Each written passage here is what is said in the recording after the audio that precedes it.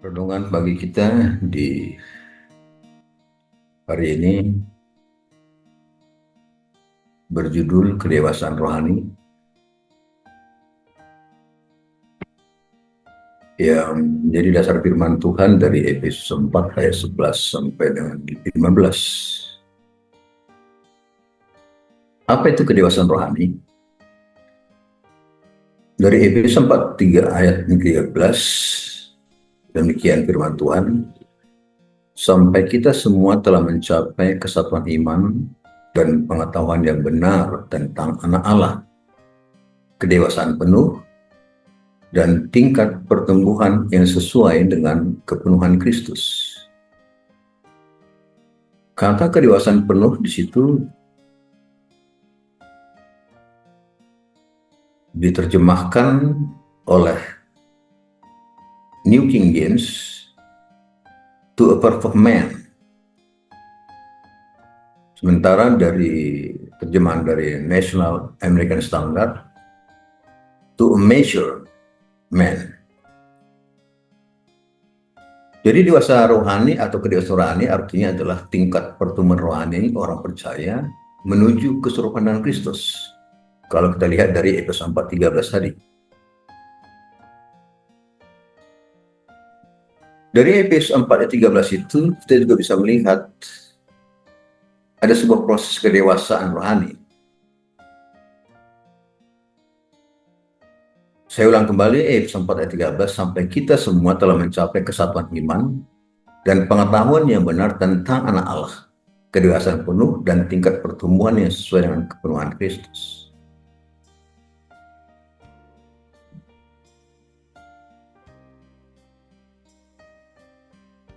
Kedewasaan rohani artinya juga bagaimana orang percaya mencapai kesatuan iman dan pengetahuan yang benar tentang anak Allah.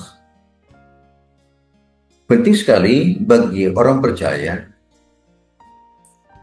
sampai kepada sebuah titik mencapai kesatuan iman dan pengetahuan yang benar tentang anak Allah. Nanti saya akan ceritakan pentingnya pengetahuan yang benar tentang anak Allah. Apa hubungannya dengan kedewasaan rohani?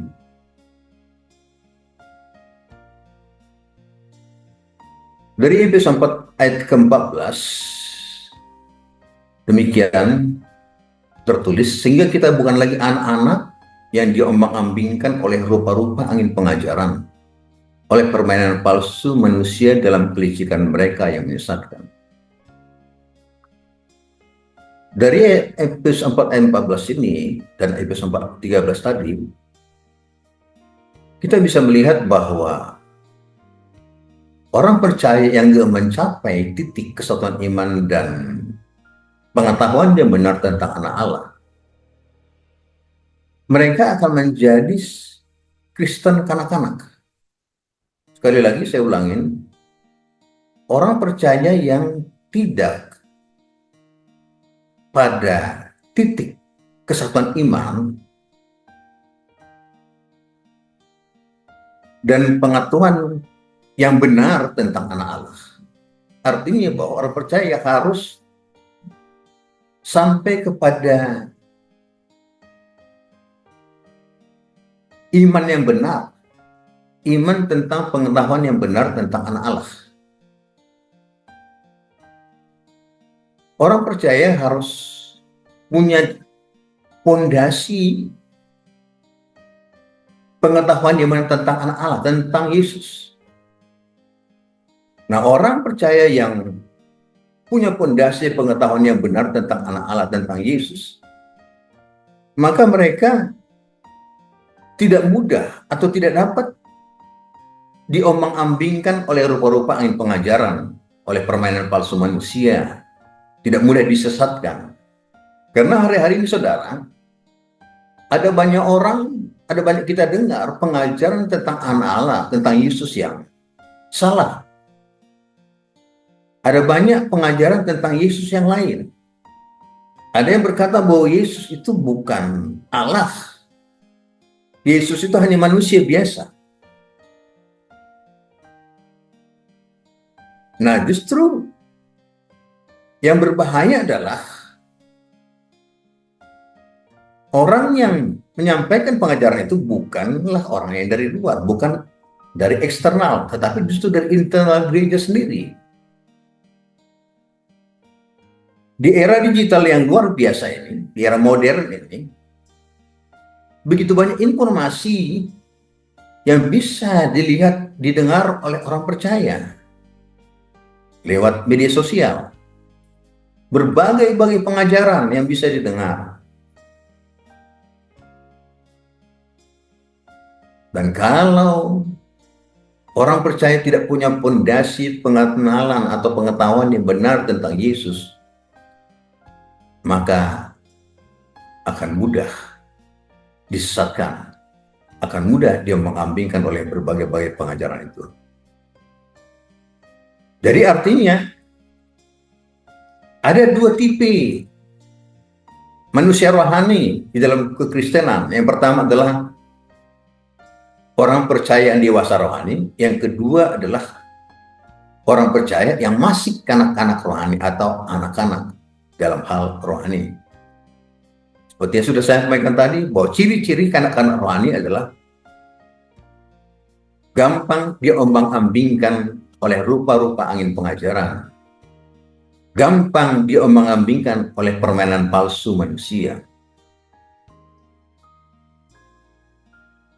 Apa tanda-tanda dewasa, orang-orang dewasa rohani?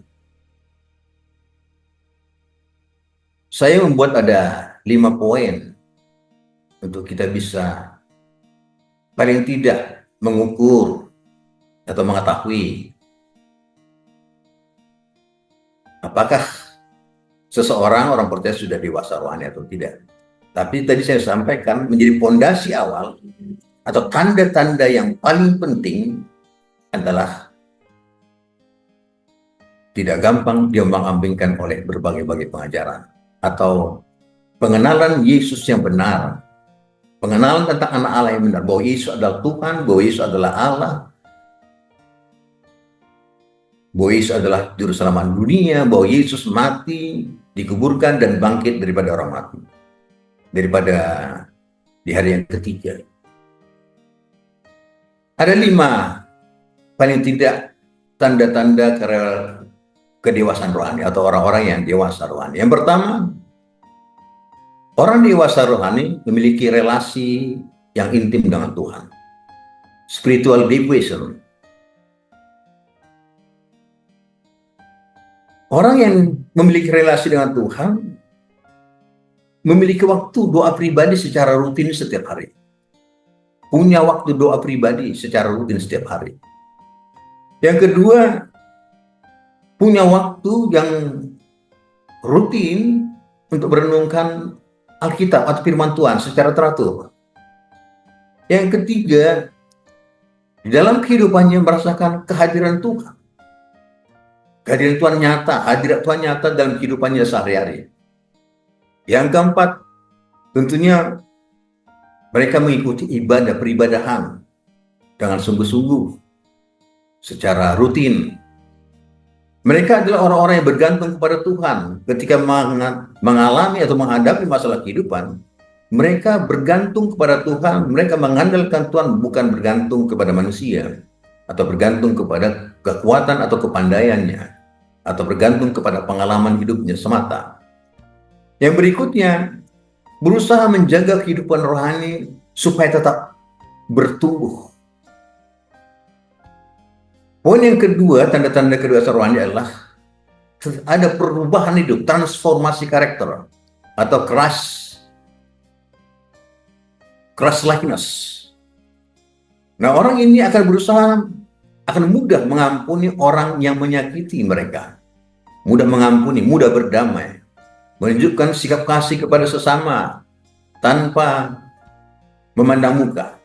Dalam kehidupannya kasihnya tidak memandang muka. Yang berikutnya, orang yang mengalami perubahan hidup, mereka bisa mengendalikan emosi ketika menghadapi konflik dengan orang lain. Yang berikutnya, orang lain juga dapat melihat perubahan yang positif dalam karakternya. Tidak hanya dia merasa, tetapi juga orang lain bisa melihat tentu orang-orang yang dapat melihat adalah orang-orang terdekat. Itu ada bisa istri, suami, atau orang-orang terdekat, atau keluarga dekat, bisa melihat perubahan positif dalam karakter hidupnya, atau karakternya. Kemudian, berusaha hidup jujur, baik dalam perkataan maupun perbuatan. Yang berikutnya, mudah mengakui kesalahan kalau dia merasa bersalah, kalau dia bersalah, dan mudah meminta maaf. Itu ciri-ciri orang dewasa rohani. Terjadi perubahan hidup. Yang ketiga, poin yang ketiga adalah taat kepada firman Tuhan, obedience. Nah, orang yang dewasa rohani berusaha menerapkan firman Tuhan dalam kehidupan sehari-hari, menjadikan Alkitab sebagai pedoman dalam mengambil keputusan. Jadi keputusan apapun dilakukannya, dia selalu merujuk, dia selalu memikir, dia selalu merenungkan apakah keputusannya itu sesuai dengan firman Tuhan atau sesuai dengan Alkitab. Yang berikutnya, menjadikan Alkitab sebagai pedoman. Yang ketiga, meninggalkan kebiasaan hidup yang bertentangan dengan firman Tuhan. Manusia lama, dia berusaha untuk menanggalkan manusia lama dari hari ke hari, dari waktu ke waktu, sesuai dengan firman Tuhan, yang bertentangan dengan firman Tuhan. Yang berikutnya, berpegang pada nilai-nilai Kristen, nilai-nilai atau values kerajaan Allah. Meskipun menghadapi tekanan lingkungan, dia tetap bertahan, dia tetap teguh, karena punya nilai-nilai kerajaan Allah. Baik dalam kehidupan sehari, dalam keluarga, mau dalam pekerjaan, dalam misi, dia pegang, dia punya nilai-nilai kerajaan Allah. Sehingga dia tidak gampang diombang-ambingkan, tidak gampang dipengaruhi oleh situasi, kondisi, dan orang lain. Kemudian, bersedia ditegur ketika melakukan kesalahan. Orang yang dewasa rohani bersedia ditegur ketika melakukan kesalahan, tidak mudah tersinggung. Ada banyak orang Kristen yang sulit ditegur. Kemudian, berusaha hidup sesuai dengan kehendak Tuhan. Yang keempat, tanda-tanda kedewasaan rohani adalah keterlibatan dalam komunitas, tidak meninggalkan peribadatan. Dia bertumbuh bersama dengan komunitas, bertumbuh bersama dengan orang-orang percaya lainnya. Kalau orang itu adalah orang yang terlibat dalam komunitas, mengikuti komunitas, atau dalam hal ini dalam gereja, karena pusat pertumbuhan gereja Abalok adalah dalam komunitas kecil, maka orang itu ada dalam komunitas kecil. Kemudian, memilih hubungan yang baik dengan sesama jemaat, punya hubungan yang baik dengan sesama jemaat. Dalam hubungan dengan jemaat tidak munafik, tidak kelihatan baik tetapi ternyata tidak baik-baik saja. Kemudian, bersedia membantu anggota jemaat yang mengalami kesulitan, saling tolong-menolong, saling mengasihi, saling menasihati, dan seterusnya. Terus merasa bahwa dia adalah bagian penting dari komunitas. Kemudian bertumbuh bersama melalui komunitas, karena komunitas adalah tempat dia bisa bertumbuh bersama dengan sesama anggota jemaat. Terlibat dalam pelayanan gereja, orang yang dewasa rohani harus terlibat, harus mengambil bagian dalam pelayanan di dalam gereja, dalam komunitas. Yang terakhir, tanda-tanda kedewasaan rohani adalah orang yang tidak hanya dimuridkan, tidak hanya dibina, tapi dia juga membina orang lain. Itu ciri penting di bagian akhir. Orang dewasa rohani seharusnya dia juga memuridkan orang lain, dimuridkan untuk memuridkan. Nah, saudara, yang terakhir mau saya sampaikan adalah, lalu bagaimana supaya kita bisa menjadi dewasa rohani? Ada kunci menjadi kita dewasa rohani. Kunci menjadi orang yang dewasa dalam rohani adalah, pertama, dia mau dimuridkan. Tadi jelas sudah dikatakan dari episode 4 ayat 11 sampai 12 bahwa tugas 5 jawatan itu adalah memperlengkapi jemaat. Artinya penting secara dalam gereja setiap jemaat dimuridkan atau dibina. Yang kedua, kunci untuk bisa menjadi dewasa rohani adalah mempunyai relasi atau keintiman dengan Kristus yang adalah kepala. Yohanes 15 ayat 14 berkata, "Tinggallah di dalam aku dan aku di dalam kamu. Sama seperti ranting tidak dapat berbuah dari dirinya sendiri kalau ia tidak tinggal pada pokok anggur. Demikian juga kamu tidak berbuah jikalau kamu tidak tinggal di dalam aku." Demikian yang bisa sampaikan pada pagi ini menjadi renungan pagi hari kita. Mari kita terus bertumbuh menjadi dewasa rohani dengan cara kita dimuridkan dan memiliki hubungan relasi pribadi dengan pokok anggur Yesus yang menjadi kepala. Sebab sekali lagi Yohanes 19:4 berkata, tinggallah di dalam aku dan aku di dalam kamu. Sama seperti ranting tidak dapat berbuah dari diri sendiri kalau ia tidak tinggal pada pokok anggur. Demikian juga kamu tidak berbuah jikalau kamu tidak tinggal di dalam aku. Tuhan Yesus memberkati. Mari kita berdoa. Bapak, terima kasih buat renungan pagi hari ini. Kami mau terus bertumbuh menjadi orang-orang percaya yang dewasa secara rohani, Bapak. Bapak yang baik, Imamu sudah selesai berbicara, biarlah Roh Kudus yang terus membuat firman yang kami dengar pada pagi hari ini jadi firman yang hidup, firman yang mengubah hidup kami, firman yang mentransformasi hidup kami menjadi orang-orang percaya yang dewasa, bukan orang-orang percaya yang kanak-kanak, ya Bapak. Bapak, kami tahu bahwa kami tidak sanggup untuk melakukan dengan kekuatan kami, dengan usaha kami. Tapi apa yang kami harus lakukan? Kami mau dimuridkan dan kami mau memiliki hubungan yang intim dengan Engkau, Tuhan Yesus. Sebab kami akan berbuah jika kami melekat kepada Engkau, Tuhan Yesus. Terpujilah Engkau Bapa di dalam nama Tuhan Yesus. Kami berdoa dan bersyukur. Amin.